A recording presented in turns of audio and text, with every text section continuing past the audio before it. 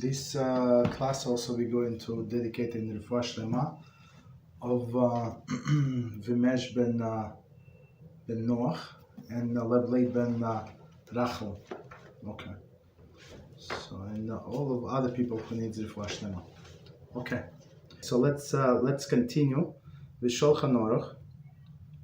So we're on the topic of Shihiyanu and Chatov Chametiv. Right, so we said that just to remind us, right? So Shihiyanu, we said if something that would happen is good for me only, and Chatov Chametiv, that is actually good for other people as well, me and other people. Okay, so halacha number 3.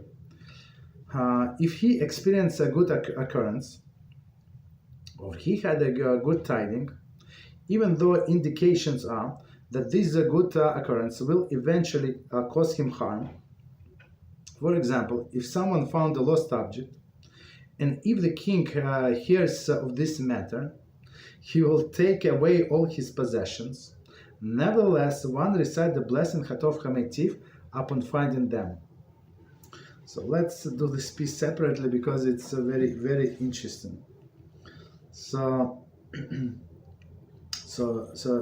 Kitzur says, if he experienced a good occurrence, or he heard a good tidings, so something good happened to you, right? Or you heard the good news, right? For you, good, whatever is good for you, right?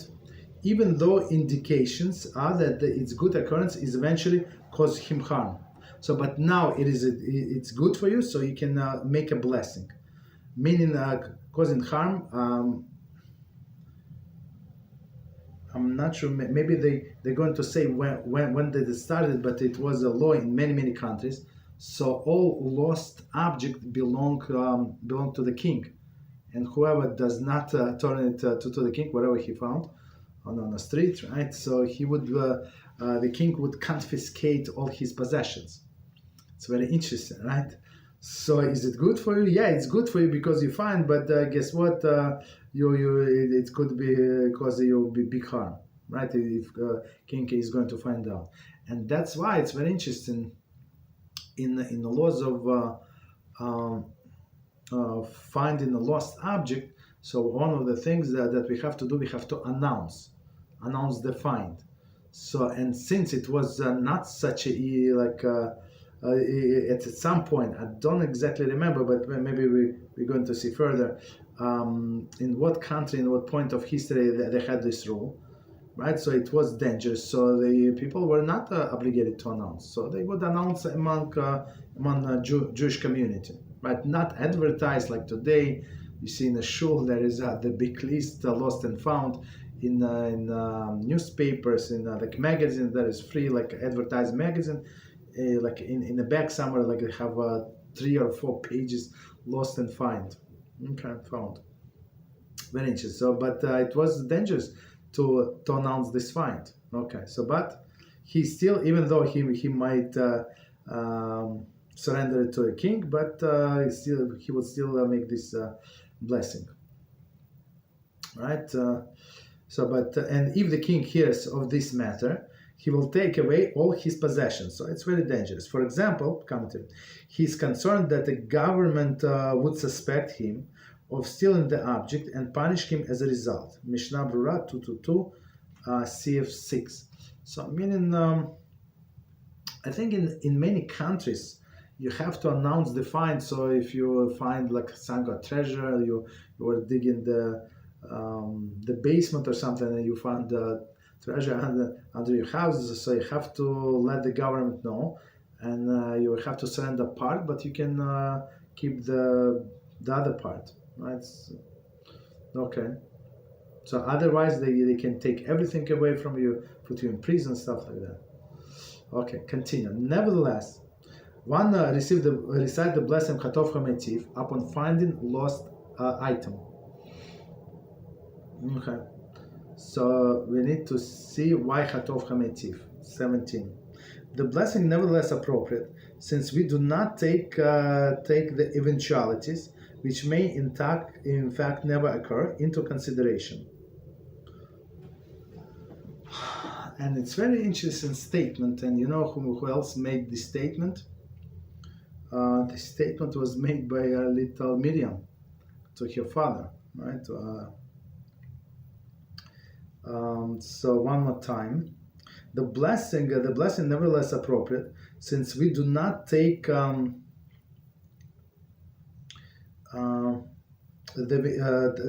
do not take eventualities which may never in fact occur into consideration.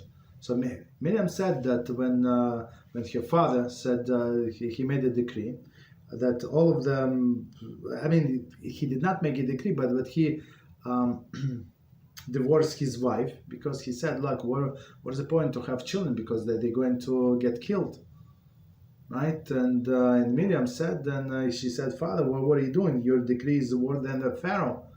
Pharaoh decree, who is a Pharaoh? He's flesh and blood. Maybe people are going to die, maybe not. Maybe the girls are going to survive, right? But if Hashem decide that they're going to live, he's going to protect them. Understand? So just is something that might happen. We don't if we have a mitzvah right now in front of us, that's what we do, right? We have a mitzvah, bless Hashem on a finding, that's what we do. See a further Kitzur and the next note.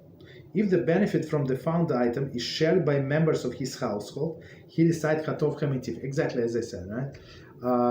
If only the finder benefits, Shehiyanu blessing is recited. See Mishnah Brura, right? I mean, it's obvious. So again, Shehiyanu for one individual, and Hatov Hamitiv is for others, right? And that's why it's for example, in a household, a wife would make a Shehiyanu on a blessing on the candles, right? When she light the candles, and then husband would make Shehiyanu when he makes Kiddush. So there is no contradiction. Okay. So she did not include him when she was making Shehiyanu, but if she missed Shehiyanu, there is no problem. So he would include the whole family. His Shehiyanu. Okay. Why? Because he's making this Kiddush. I mean, this Kiddush on behalf of the whole family. Continue. Similarly, if bad occurrence affected him, or he heard the bad tidings, even though indications are that this bad occurrence will eventually cause him benefit. For example, if flood inundated his field and caused damage to his grain, but when the flood waters recede, it will be beneficial to him, as the water will have irrigated his field. He nevertheless recite the blessing of the Yancha Emes. For we do not recite the blessing based on the fact that is yet to happen, but only on that which is taking place now.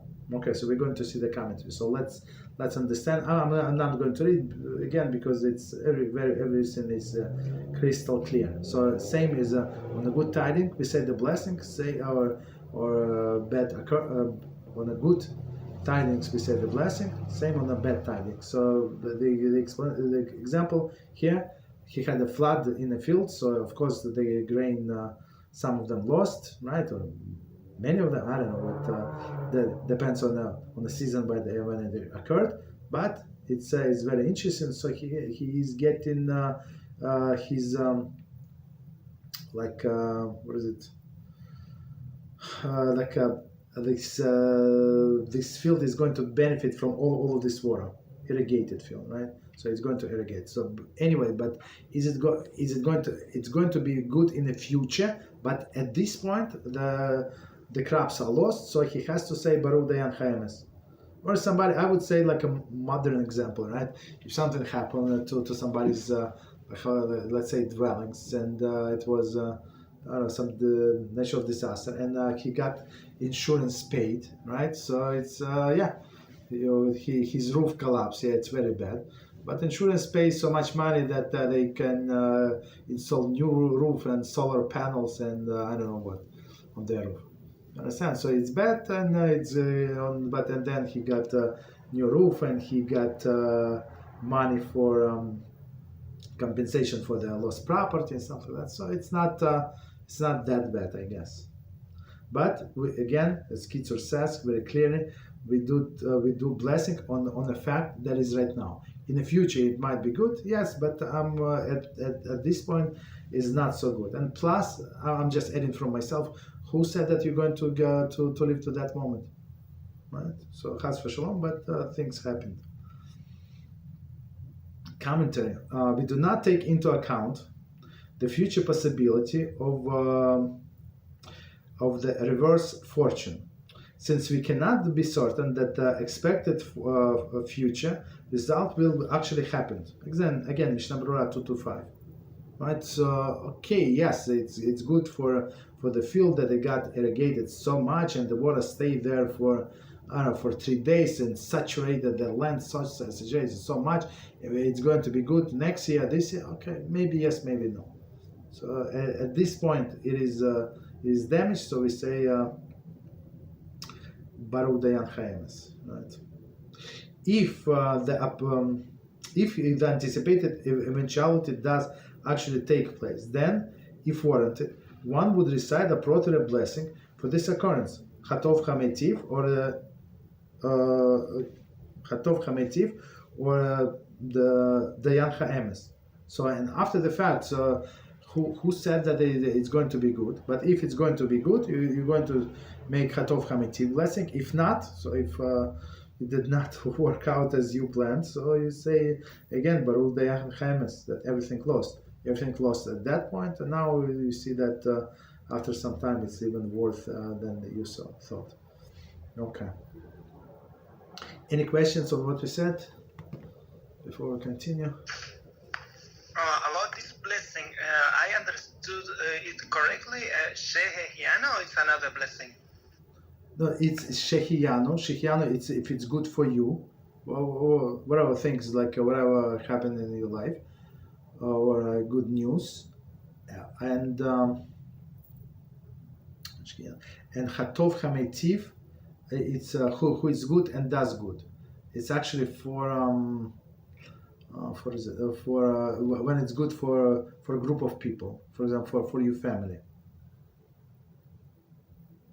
We have this Chatov Chametiv just so we realize. We say it in Birchas Hamazon. In the fourth blessing, we say Chatov Chametiv. And this Shehiano is the sustainer of living. I don't know. Yes. Who sustain our life and let us. I'm approximate translation, and let us live until this day. Yes, correct. Yeah. So we say like when we make kiddush, men say it in a kiddush for all of the holidays, and for both days, not only for one, or for right. When we shake lulav and esrog, we also first time when we shake, we say the blessing. Women say this blessing when they light the candles. Okay, so that's it. All right, and we're going to see other application, but you got get a new garment and other things. So we say this blessing.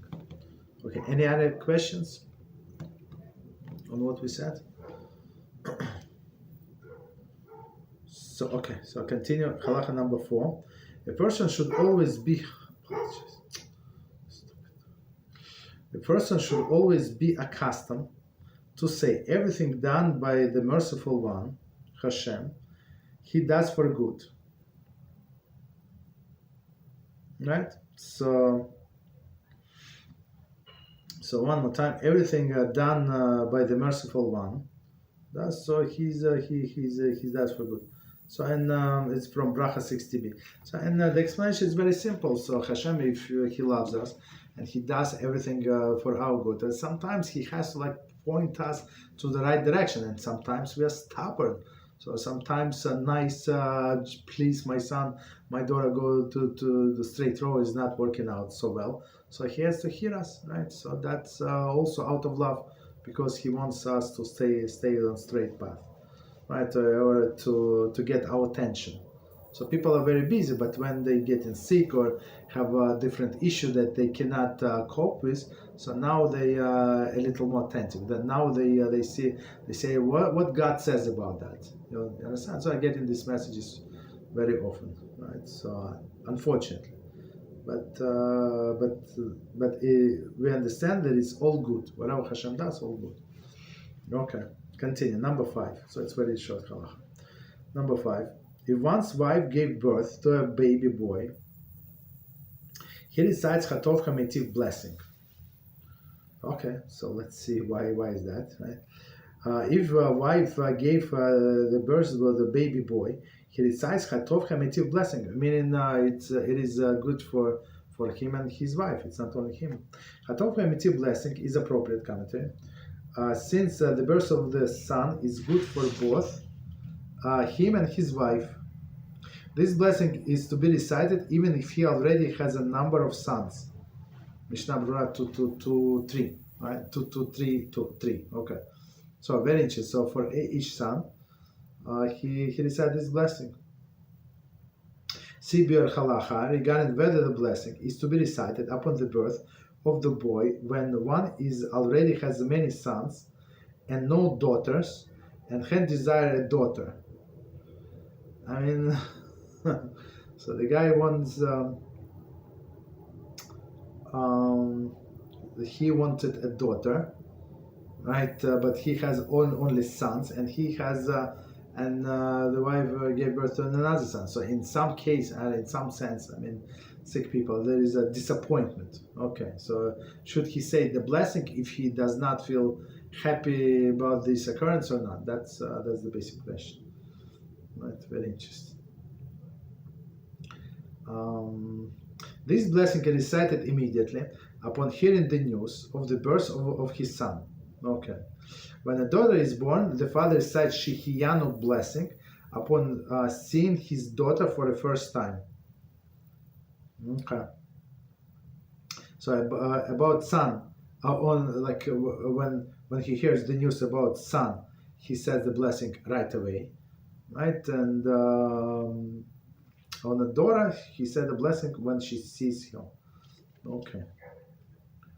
So, and there is very interesting explanation, but we're not going to go into it. Continue. The woman, mother, to recite this blessing. So, I mean, one does not contradict another. So, he said on his behalf that it's when he has son, it's Hatov Hametiv. And she says also blessing because eventually it's going to be good for her as well. BeEzrat Hashem. Not always, but BeEzrat Hashem. Okay, recite the blessing. Continue. If the woman died during the childbirth, then the father recite only Shehiyanu blessing. For now there is no benefit of the birth to the son shared by anyone else, as explained CF1. So it's very, very unfortunate, but especially in olden days. I mean, today is also it's giving birth is very dangerous, right? That's not only giving birth, any surgery is a time of the judgment, right? So if Hashem wants, that's that's when a person has a court case open. So we have to take very seriously any procedures like with anesthesia, especially when they have to insert stuff into you. That's a very serious business. Even though they say there's no risk, everybody do it. We did 10,000 times since past year, but okay. That's good, but it's still time of judgment. Okay. So now his wife unfortunately passed away. So he says Shehiyanu, right? So when he was saying Hatov Hametiv, it's good for us, right? It means for him and his wife. It's not like his grandparents and other things, right? And other people. It's only him and his wife. Now she's no longer there, but the boy is here. He should first recite the Baruch Dayan Chayemes on the wife's passing, of course, Mishnah Berurah. So Mishnah Berurah is unbelievable, right? So of course you say you say Baruch Dayan Chayemes, so you acknowledge that the wife's passing, and then you say Shehiyanu. Okay, continue. Similarly, if the father died before the mother gave birth to the son, she recites Shehianu blessing upon the birth of the son. So why? Again, exactly the same logic, because only she is going to benefit from this boy. Any questions on what we said? Rabbi? Yes, go ahead. Do we say, sorry, I can't go lost. Do we say Hamitiv when something bad happens to a wicked person? I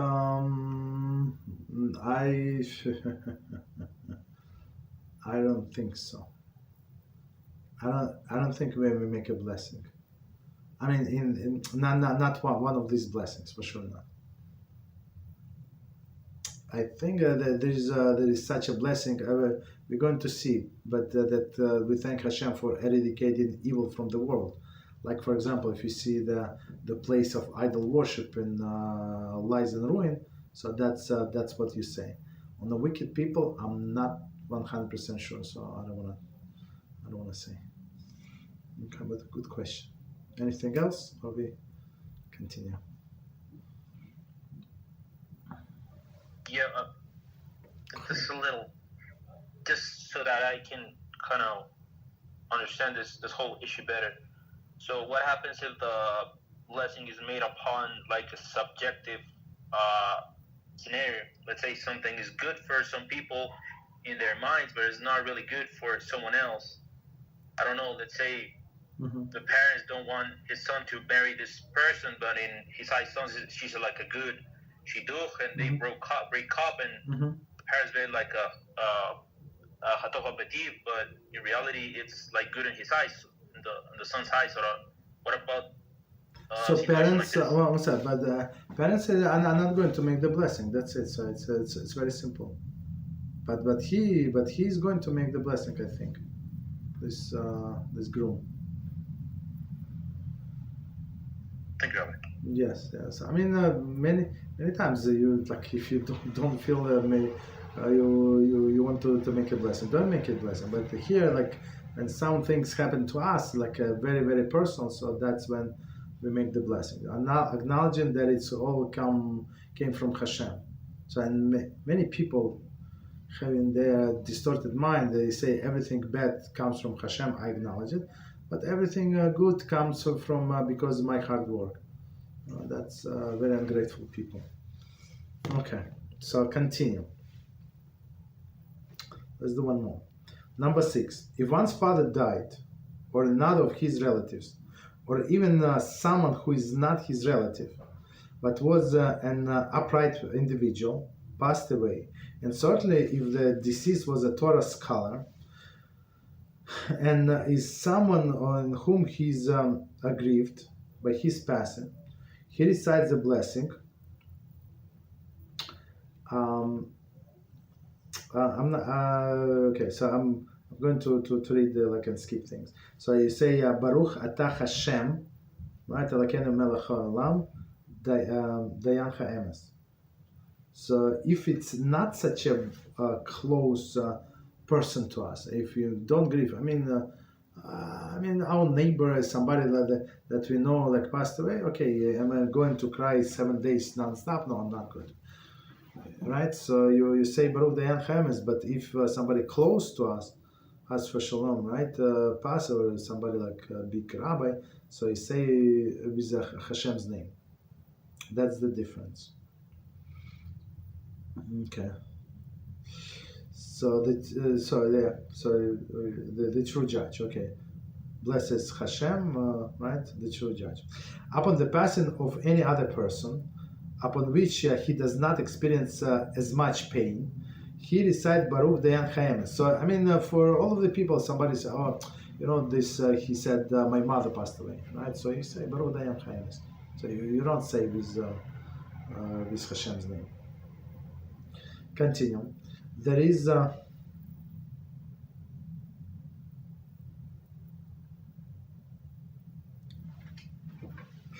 there is he recites the blessing without mentioning the name of Hashem in his sovereignty. So meaning King of the universe. So King of the universe, you do not say Hashem's name you not say, so you say, blessed are you, the true judge. Okay. 21 commentary. Mention his sovereignty refers to the words Melech Ha'olam, the king of the universe, which appears in the full versions of the blessing. The pain of the passing of one who is not a king, is not king, so not close to him, is usually not strong enough to warrant the recitation of the full blessing with the mention Hashem's name. So that's amazing explanation, right? So you don't feel so much pain. So of course I'm very sorry for this person and his mother passing away, and right, but not that much, that, right? So you say without all these words, without Hashem, the king of the universe, and his name. Okay. Continue. If the inheritance of money was left by one's father, who died, then in addition to the Yan Haemes blessing, he also recite blessing Shehiyanu. Right, so of course his father passed away on one hand. On the other hand, his father left him a big inheritance, so he has to bless Hashem for that father did not spend all of his money on something else. Commentary. One first recite the Yan Haemes, and afterwards Shehiyanu. Although one would prefer that the father remains alive, and he would not inherit him, the blessing does not reflect one's happiness of the specific event, but rather the benefit received, even if it is mixed with pain and sorrow. Mishnah Brura 223:9. So it's very like sensitive explanation. So and people like you saying Shehiyanu, right? That you lived till this day, that your father passed away, like you have no shame, this and that. So that's an ignorant person. He just say Baruch Dayan with Hashem's name. Right, Baruch Dayan Haemes, right? Blesses Hashem, bless is the true judge, right? Bless is the true judge on one hand. On another hand, right, like separate things, two actions, right? So he inherited money, so he can do hopefully many good things with the money, right? So one does not contradict another. It's very interesting. In all of the religions, we have Muslims and Christians common, and they brainwash them so much that to be rich, to have money, it's very bad. Even though the church is the richest institution, this Muslim, I don't know, these imams or whatever, right? These people, they're very rich, Baruch Hashem. So there is no problem. They're very rich, but all the other people, so be holy, be poor. That's not what Judaism is about, right? So you do whatever you do. If you have money, just do proper things. You can be very holy with money. To support many good causes, right? Institutions, widows. So even if you want to help these orphans and you want to buy them clothing, if you hardly survive in yourself, how can you do that? You understand? But if you would have money, maybe you would be able to do that. So money is neutral. Whatever you're going to do with that. Continue. If he has other brothers with whom to divide the inheritance, then rather than to recite Shehiyanu blessing, he would recite Hatov Hametiv. That's very appropriate, right? So if he has other brothers, so yeah, all of them are going to benefit. Continue. Since others share the benefit with him, we recite Hatov Hametiv. If one has no brothers, but has a wife and children who will benefit from the inheritance together with him, Mishnah Brura 223 CF2 rules that if the inheritance consists only of money, he recites Shehiyanu. Very interesting. But if inheritance includes other items as well, from which his family will benefit, he should recite Hatov Hametiv. So he inherited, I don't know, like a car or I don't know, or something, right? So that the whole family are going to use this car. So it's very interesting. Or he like summer house or something, whatever. Father left him over, right? So that's good for the whole family. But money, so even though the children are going to, wife are going to benefit from money, But the way I understand he put it here because it's indirect benefit. So when you ride in a car, it's a direct benefit. When a father paying for something, it's indirect benefit. Or you inherited this summer house. Okay.